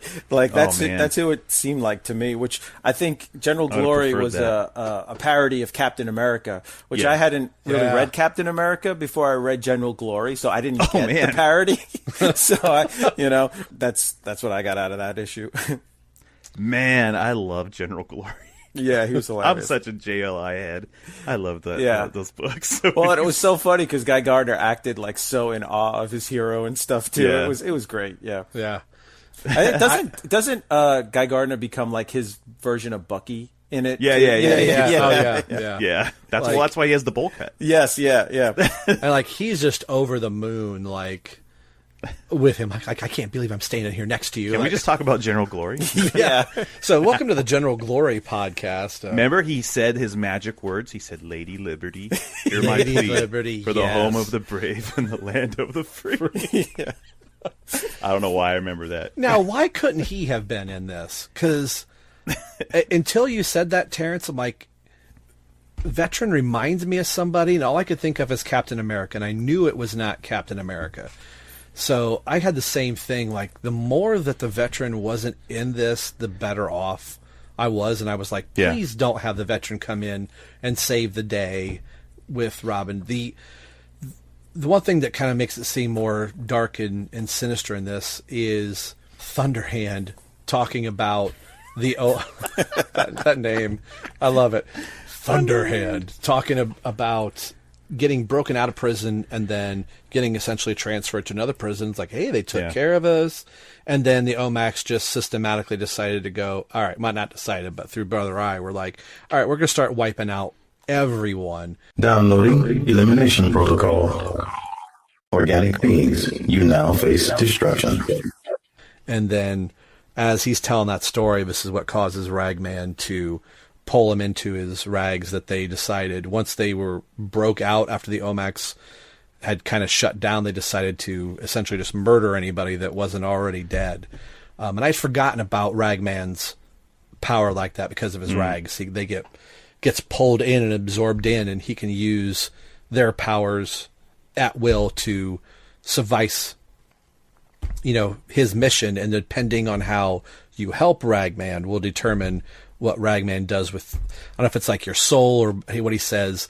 He'll put in a good word for his afterlife, which I thought was kind of really odd and creepy. But this one ends up with them finding Laura and her being still really confused and saying, I want to talk to my boyfriend, Tim Drake, if he still is my boyfriend, which that was a whole I was like, wait, what? Yeah, I did the same thing, which I think she was more infatuated with Tim because he used because Stephanie's been killed at this point through the war games, and Tim has to, in a previous issue, bring up Stephanie Brown, like, hey, I had a girlfriend before, she died, so kind of ward off Laura's advances.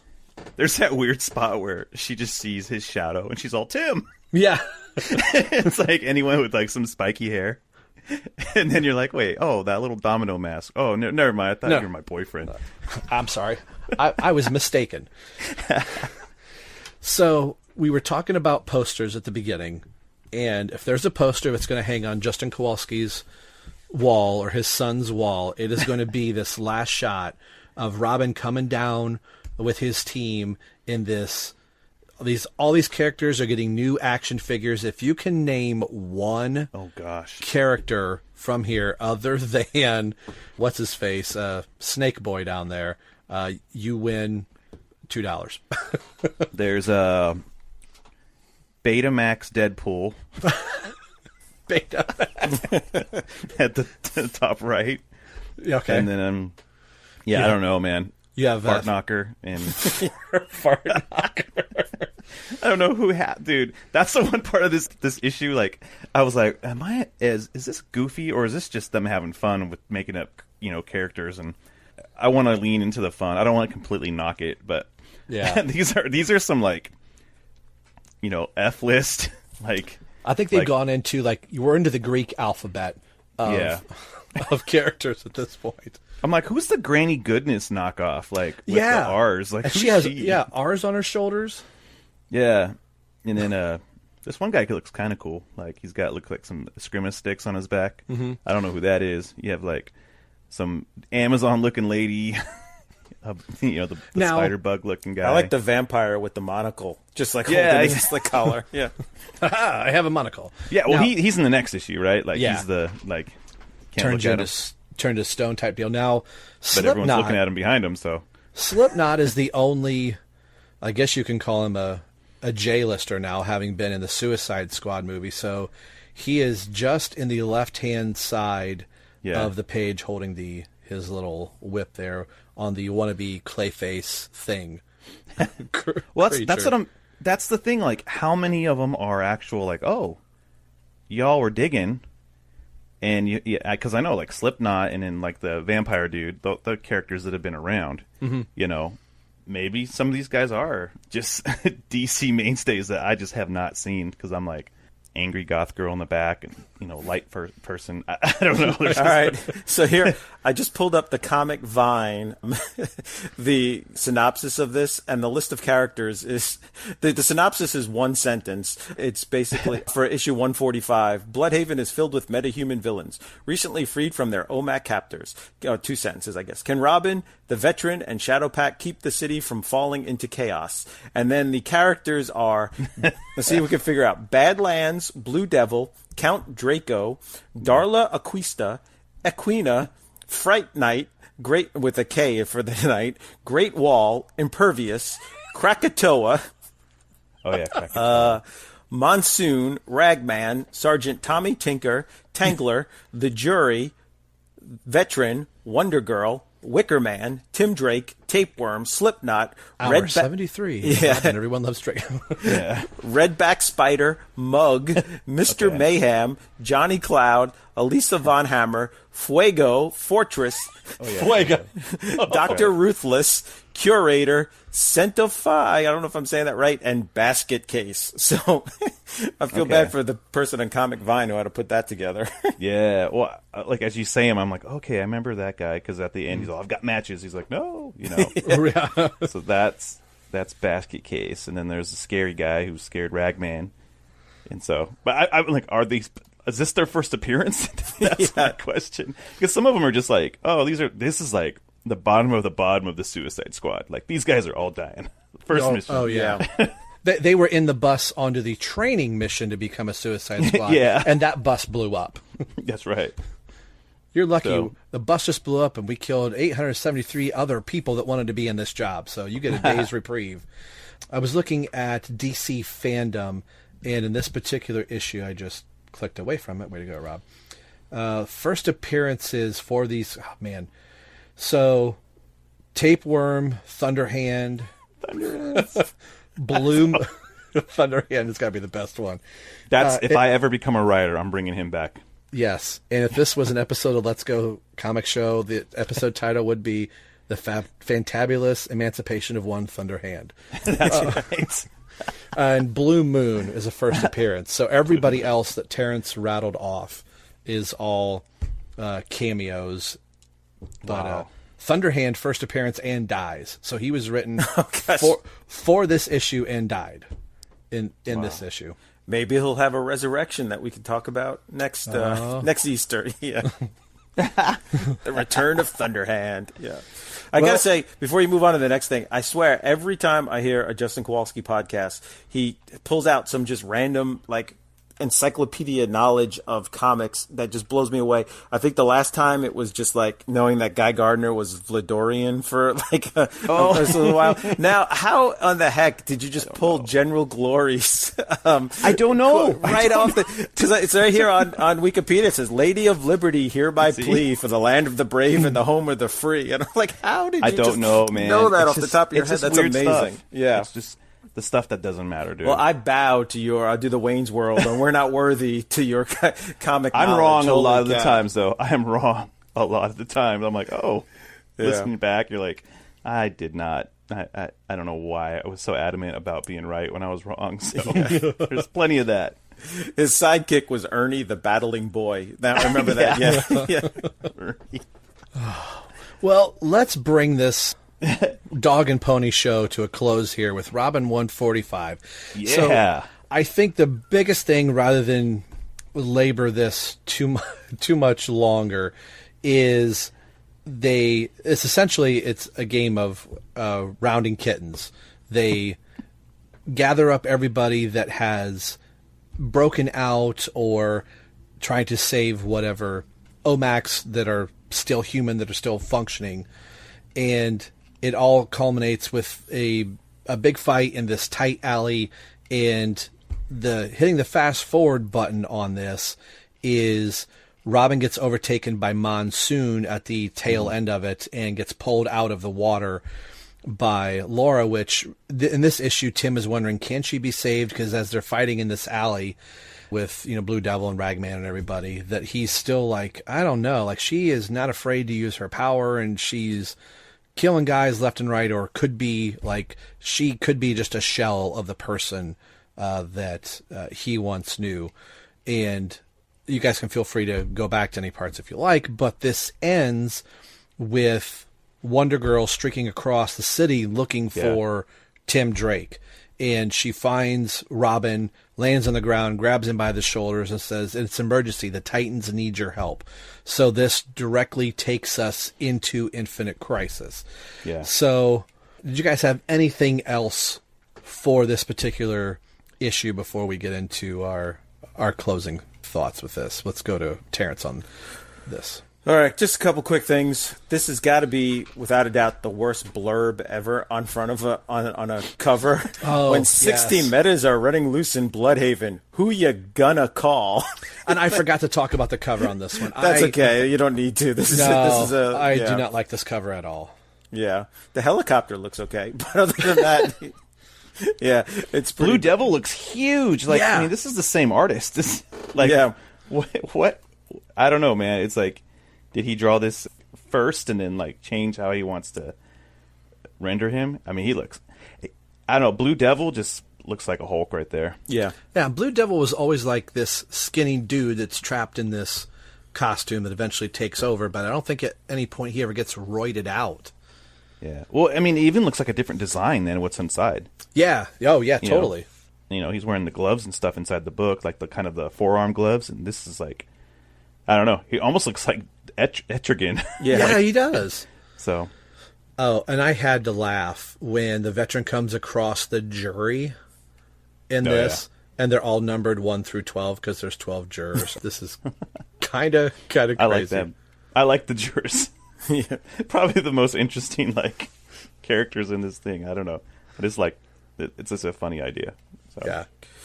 So I will say this about everything, and this is probably pretty damning, but if you were wanted to know all about Infinite Crisis and the O.M.A.C, you could skip these issues and you would not miss a beat at all in Infinite Crisis or the O.M.A.C Project. And if you were a Robin fan and you just skipped these issues in reading about Robin, you wouldn't miss a beat about Robin or Tim Drake either. These are like the very definition of filler. The only thing worse were all those wedding tie-ins that came out with Batman 50. Oh, those were so bad. Yeah. I had to review those. Oh. Yeah, and I bought struggled every to one find of a them couple. too because I'm like, oh, they're gonna get married and they're gonna lead in and there's gonna be all this stuff, and they were just terrible issues, and it didn't end up not even getting married. It was just like, oh, what did I spend? Why did I drop all this money on this for? And Rob bought all covers. Yeah, all the variants. Suck. Yeah, I gotta say, to get on our Tom King kick for a moment, for a guy that was like, I don't know, I sure doubled up on covers, man. That's a whole. I love Tom King. Oh, you know, I could Heroes in Crisis. I didn't love. No, Yeah. I know, not at all. Well, did you like? Can I ask you real quick? Did you like the Mr. Miracle miniseries? Because I loved the first issue or two, and then I just thought it really fizzled out at the end. Man, it's one of my. I think it's one of my favorites, man. Okay, it's such a. It's man, that's a whole other show. That's okay. I just yeah. Check out Mr. Miracle. Yeah. And you guys were, to go back to that for a second, you and Matt were really raving about that book to enough where I was like, maybe I got to give this a try. And maybe that's the thing, like, Batman is, a little tangent here, Batman is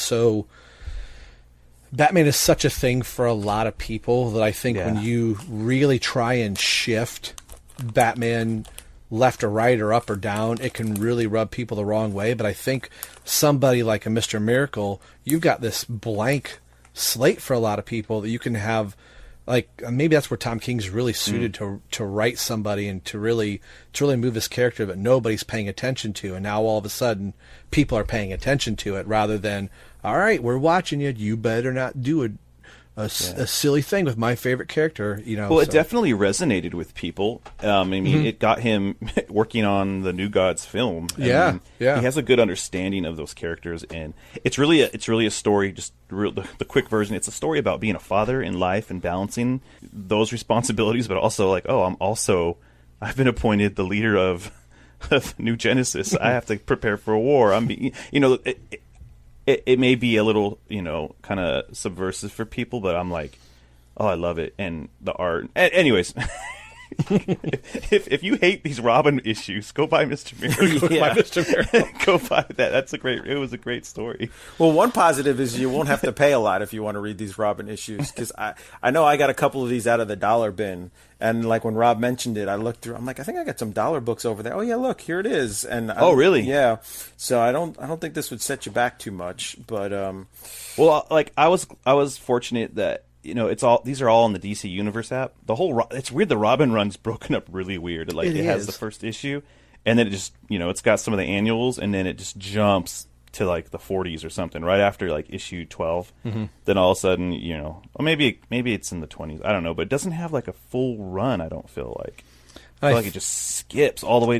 It'll skip all the way to the 30s or something. I don't know. And I think a lot of that is due to where the Batman books are. If they're putting up stories like Contagion and Nightfall, and not only Nightfall, but like Cataclysm and Aftershock and No Man's Land, I think they're like, oh, well, we got to put this batch of Robin books in because it's tied in these other main Batman stories, and it's this whole through line. So I think that's why it's not getting here's issue 27 that doesn't tie into anything, but it's just a cool Robin story.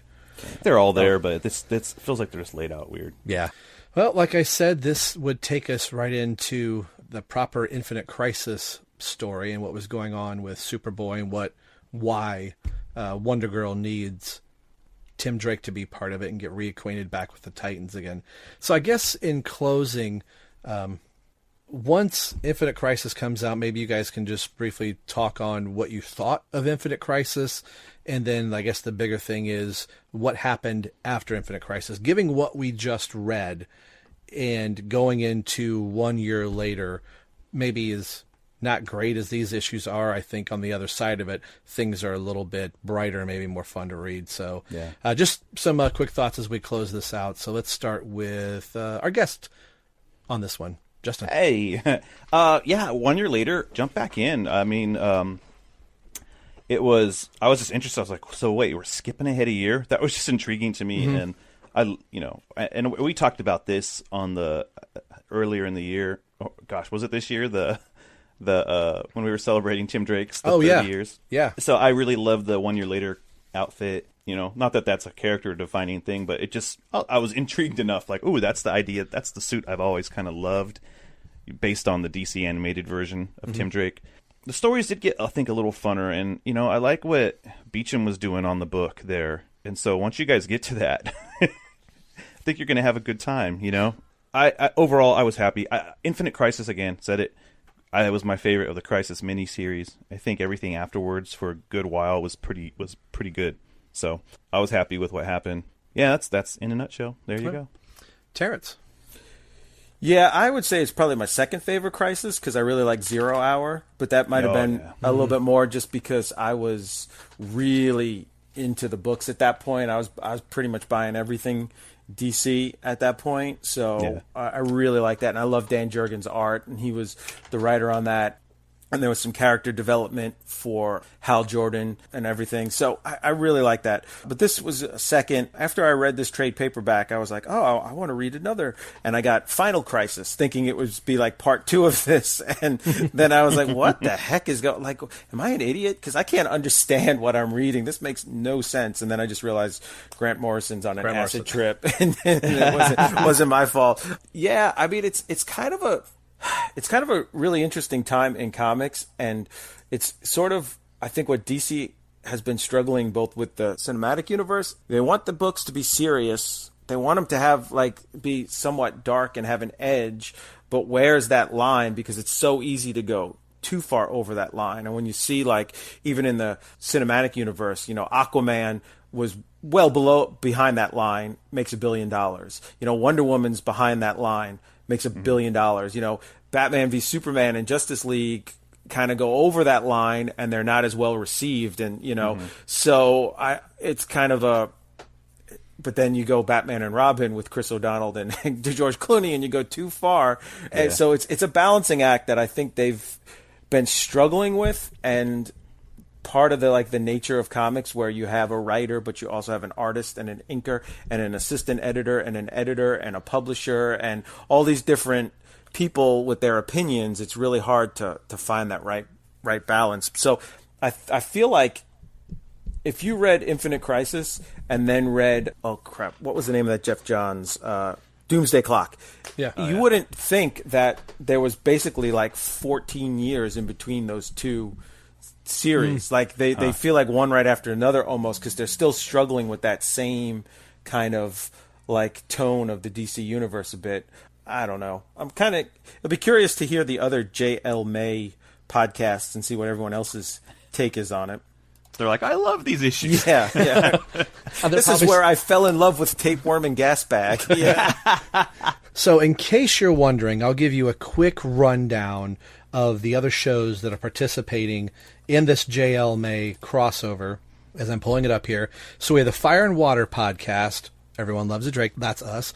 Pop Culture Affidavit. It All Comes Back to Superman.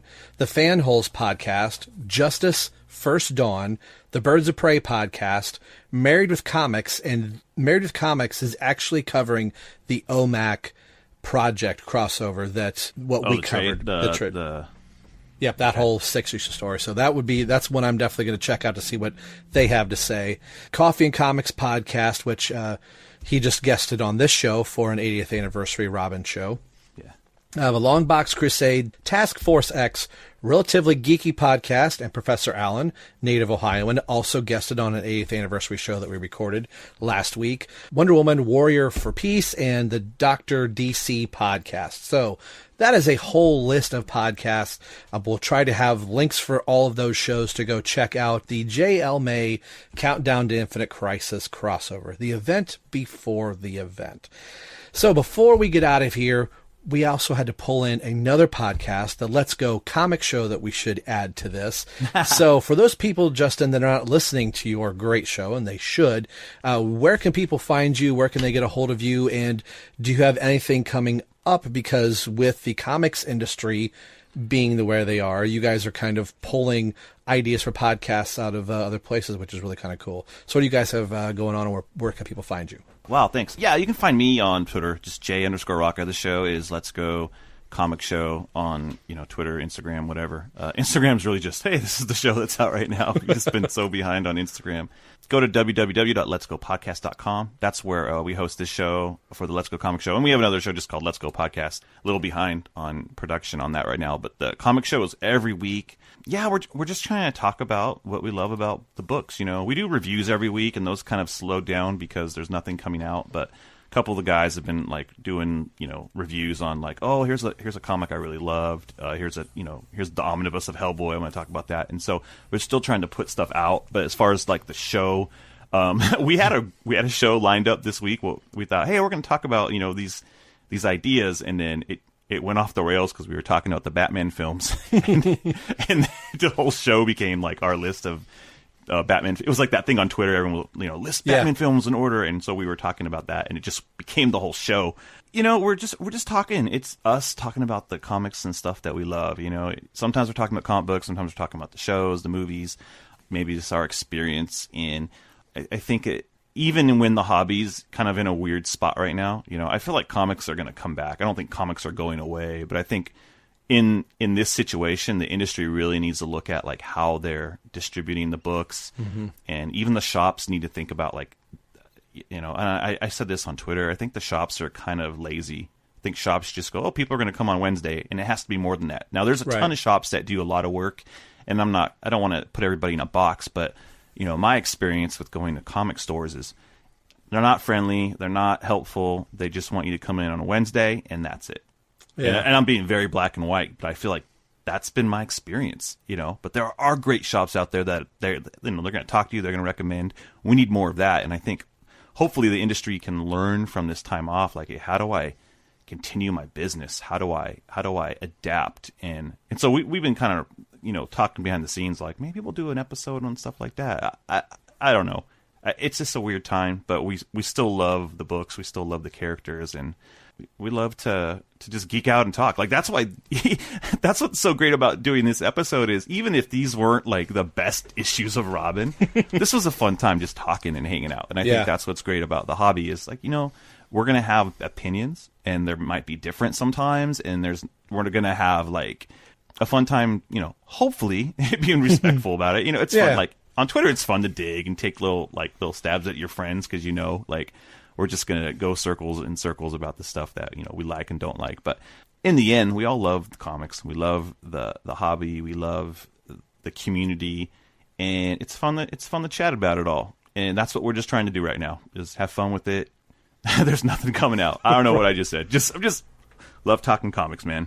Yeah. Well, I gotta say, I love the arguments you and Matt get into on the show because they're they start off so subtly, like you just kind of like goad each other a little bit. It's not like you're wrong and let me tell you why, blah, blah, like Fox News yelling at each other. It's just kind of like this subtle thing, like, well, everyone knows that Barry Allen's trash, or something, and then it's like, wait, what do you, and then you'll start talking about something else, and then you'll just like, you see, it's like you could almost, as you're listening at home, realize like it's still playing in one of you guys' mind, because then just out of nowhere you play, well, wait, what did you mean by that with the, and then you go off on these like crazy tangents with stuff, and it's always, but it's never like arguing like in your face. It's always just that subtle of like, well, like let me tell you that, and it's like it's really fun to listen to. Yeah, oh, I stir the pot for sure. Yeah.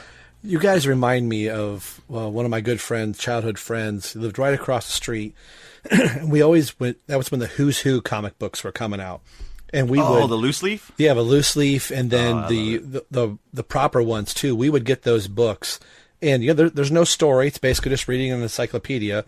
That my dad was always like, "You'll read that and learn all factoids, but you don't know who Colonel Custard was," or But we would have those conversations. He's like, Dad, was he friends with General Glory? No, yeah, I think so.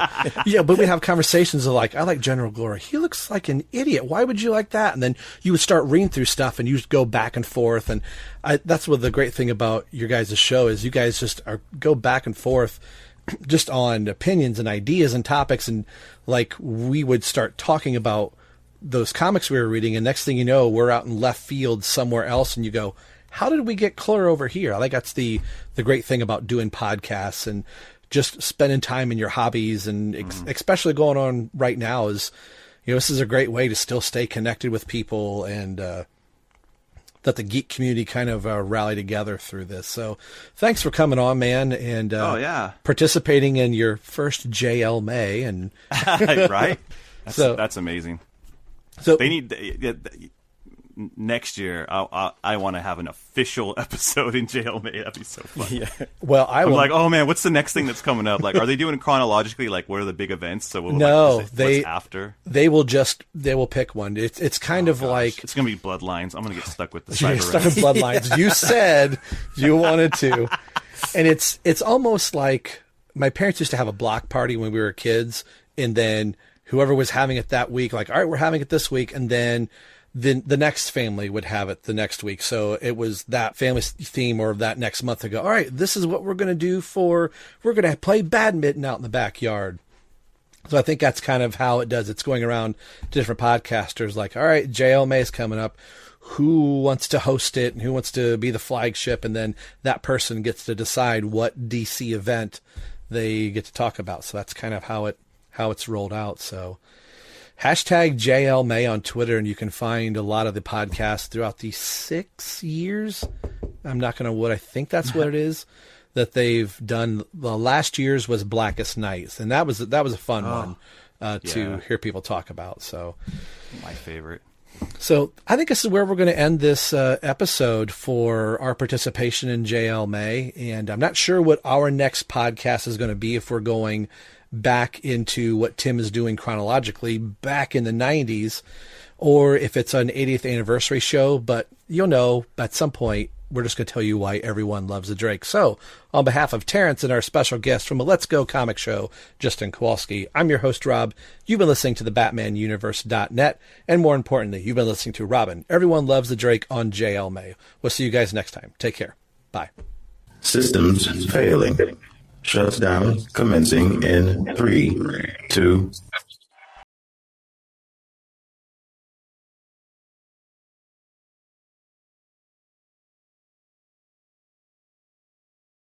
Everyone loves the Drake podcast. This has been brought to you by the BatmanUniverse.net.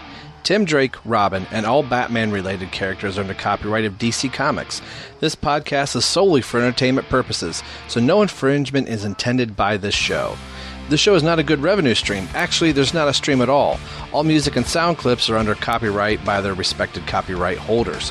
So there should be no need to send the Penguins lawyers after us for ill-gotten gains, because there are none. You can get a hold of the show a few different ways. We are on Twitter at ELTD Podcast. You can also email in at robineltdpodcast@yahoo.com. Our Facebook page can be found at www.facebook.com/everyonelovesthedrake. And as always, you can message directly over at the BatmanUniverse.net. So email, tweet, or message us. We'd love to hear from you, and we'll read your comments or responses on the show. The show you're listening to can be found a few different ways through iTunes and Windows Media, also over at our host, TBU. Leave us a review on iTunes if you listen there. It'll help spread the word of the show. Make sure you head over to the BatmanUniverse.net, your home for all things Batman and Robin. Thanks for listening to the show and hearing why everyone loves the Drake. We'll see you in a few weeks. Take care.